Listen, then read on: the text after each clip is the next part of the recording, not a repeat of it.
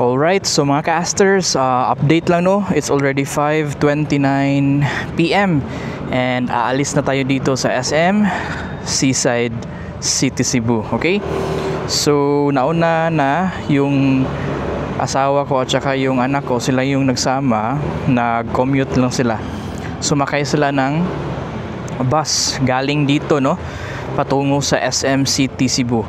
Then from SM City Cebu mga casters ay doon sila sasakay.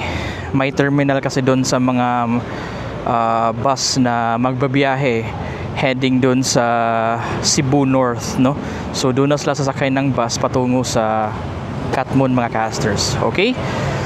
So tayo, diretso na tayo. Pag mumotor sana kami mga casters, kaso wala kaming extra na helmet, kaya commute na lang muna sila. Alright, so tara.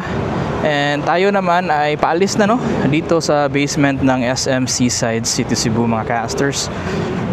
Alright, so sa ano na lang tayo, sa Sisilex na lang tayo dadaan mga casters para makita nyo ang itsura ng Sisilex sa ganitong time no. By the way, yung panahon natin ngayon mga casters ay napakaganda no.